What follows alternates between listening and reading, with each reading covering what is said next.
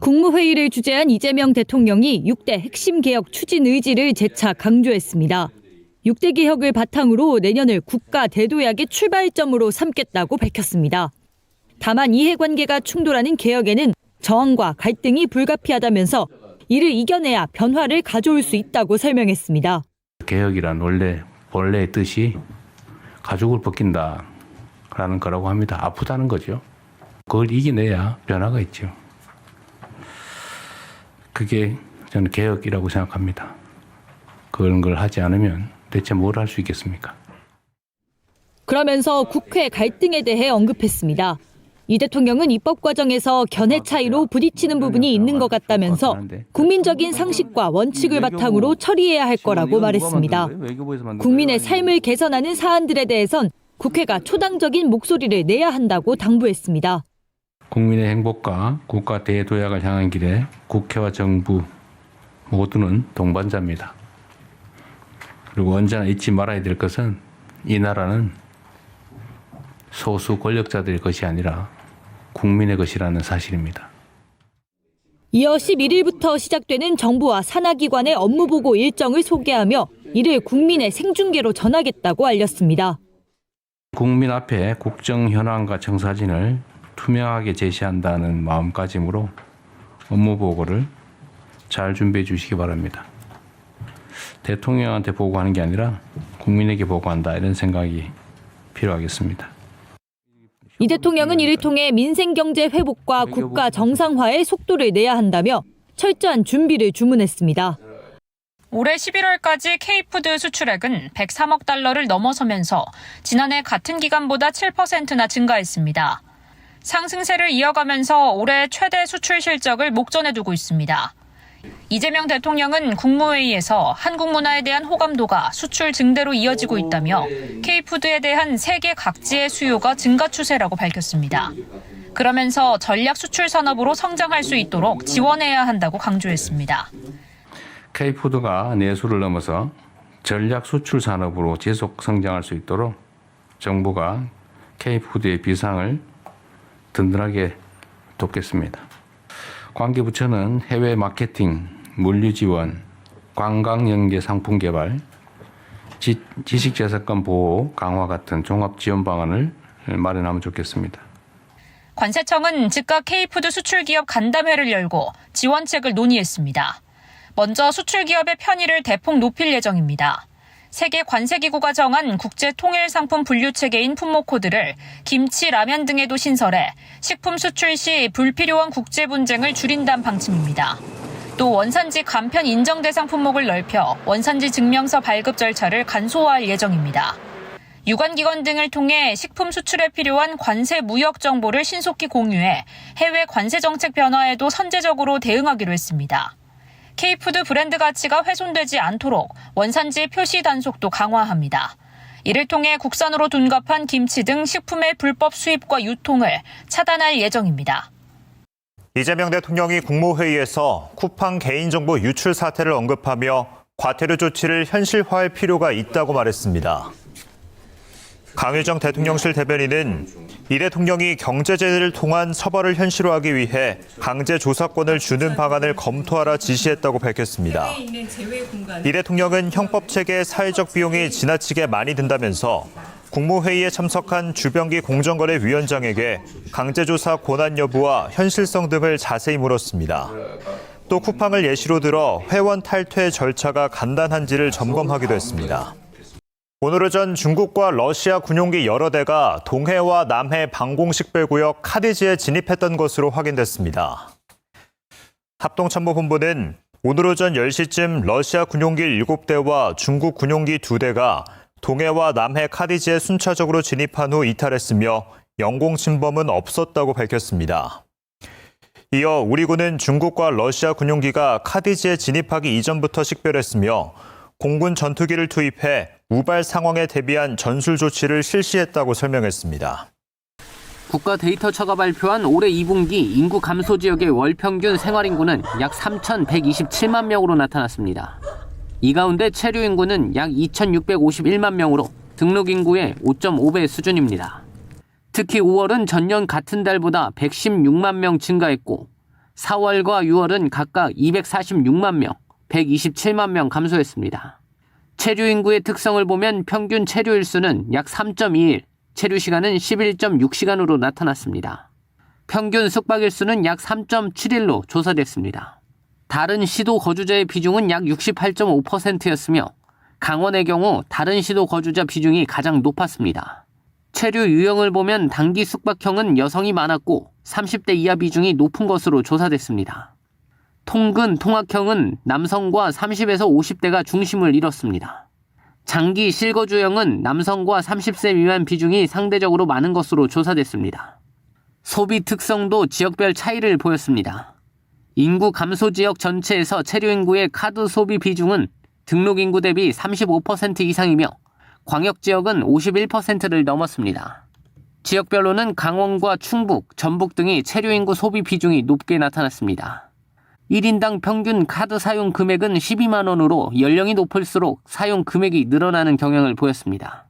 유입 유출 인구를 비교하면 5월의 경우 강원과 경남, 충남 등으로 유입이 많았고 일부 지역은 유출이 더 많아 지역 간 이동 편차가 두드러졌습니다.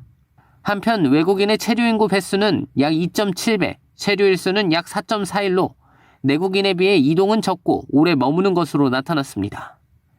토지 거래 허가 구역에서 주택을 매수하는 외국인도 거래를 신고할 때 자금 조달 계획서와 입증 서류를 제출해야 합니다. 국토부는 이러한 내용이 담긴 부동산 거래 신고법 시행령을 공포하고 내년 2월 10일부터 시행한다고 밝혔습니다. 국내에서 외국인이 주택을 거래할 때 투기성 유무를 한층 더 세밀하게 들여다보기 위해서입니다. 지난 8월 국토부는 외국인이 출처가 불분명한 자금을 들여와 투기성으로 고가 부동산을 사들이며 대출 규제를 피하고 있다는 지적에 서울을 포함한 수도권 대부분 지역을 외국인 토허구역으로 지정한 바 있습니다.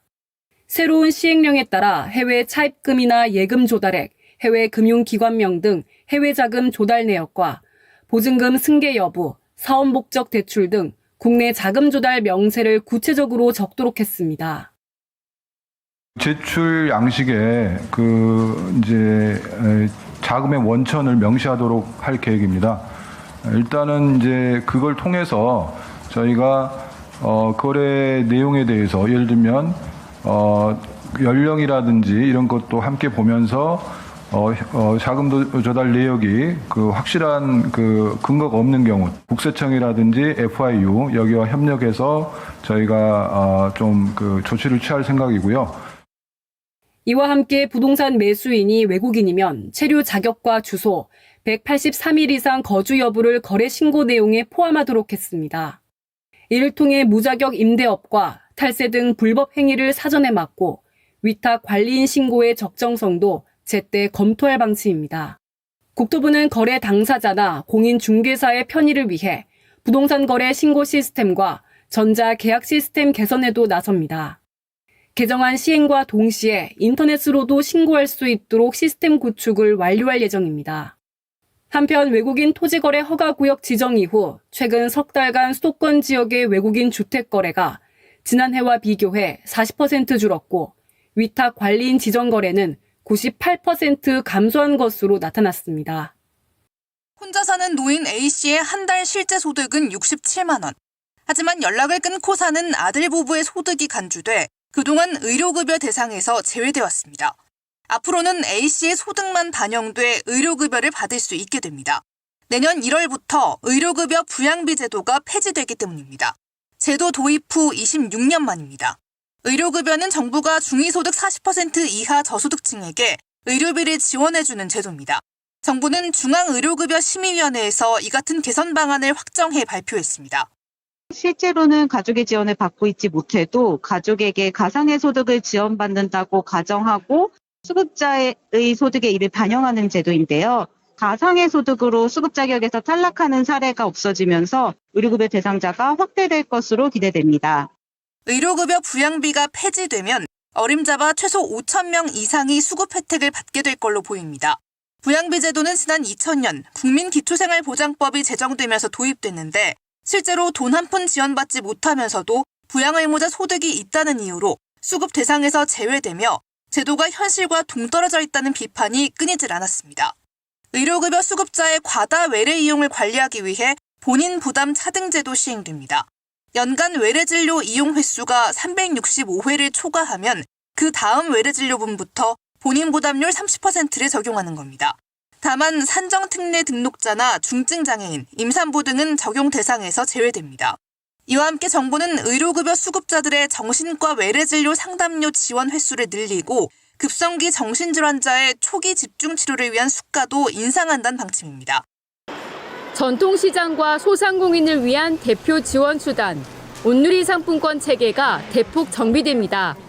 국무회의에서 의결된 전통시장법 개정안은 상품권의 실효성을 높이고 부정유통을 단절하는 것이 목표입니다. 개정안에 따르면 앞으로 일명 상품권 깡으로 불리는 불법 현금화 적발 시 최대 부당이득금 3배 이하의 과징금 처분을 받게 됩니다. 가맹점 등록이 취소된 경우 적용되는 지원 중단 기간과 재가맹 제한 기간도 각각 5년으로 확대하기로 했습니다. 반복적인 부정유통 시도를 강력 차단하기 위해서입니다. 그동안 법에서 명확히 규정되지 않았던 각종 부정유통 행위도 금지됩니다. 가맹점이 등록된 점포 외부에서 상품권을 수취한 뒤 환전하거나 제3자와 공모해 상품권을 부정하게 유통하는 행위 등입니다. 특정 점포에 상품권이 몰리는 현상을 막기 위해 가맹점 매출액 기준도 도입됐습니다. 앞으로 가맹점의 매출액 또는 온누리 상품권 환전액이 대통령령으로 정하는 기준을 초과할 시에는 신규 가맹 등록 또는 갱신 등록 시에 제한할 수 있습니다. 가맹점 등록 절차도 달라집니다. 신규 가맹점은 조건부 등록 후 실제 운영을 증빙하는 서류를 제출해야 정식 등록이 완료됩니다. 이를 통해 유령 점포 또는 주소 불일치 문제가 상당 부분 개선될 전망입니다. 이번 개정안은 공포일로부터 6개월 후 시행될 예정입니다. 지난해 발생한 급성 심장정지 환자 수는 33,034명, 인구 10만 명당 64.7명에 해당합니다.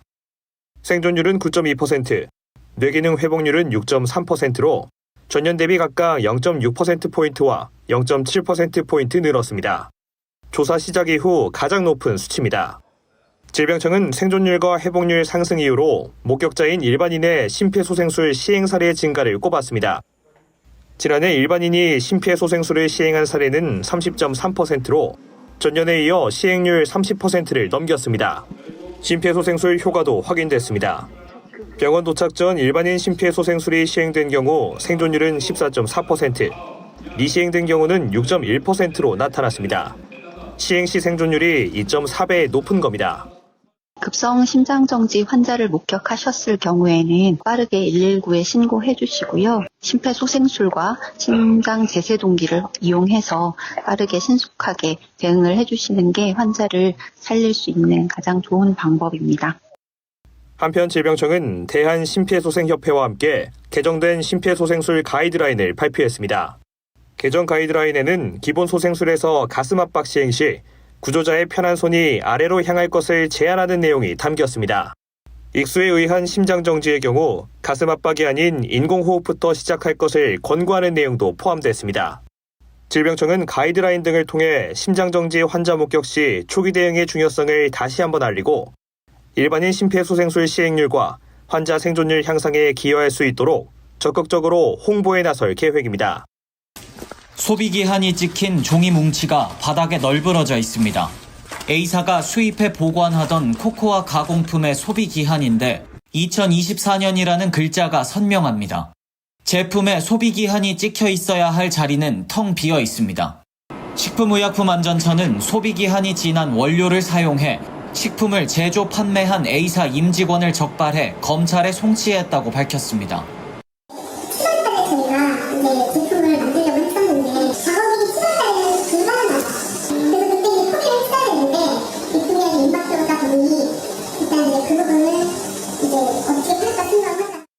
A사는 코코아 가공품 19톤의 소비기한을 조작했습니다. 소비기한을 지우고 길게는 13개월까지 늘렸습니다. A사는 소비기한을 변조한 제품을 식품 제조업체 2곳에 제공해 당류 가공품 3종류 27톤을 제조 납품하게 했습니다. 이 가운데 약 2톤은 지난해 8월부터 약 1년 동안 판매됐습니다. 제조업체가 수입 신고 확인증을 요구하자 이를 위조한 사실도 드러났습니다. A사는 보관하고 있던 위반 제품 24톤을 자진 폐기했습니다. 식약처는 이미 판매된 제품 2종이 유통되지 않도록 관할기관에 회수 행정처분 등 조치 요청했습니다. 한편 식약처는 소비기한이 지난 원료로 만든 빵류 140개를 빵집에 판매한 비사도 적발해 조치했습니다.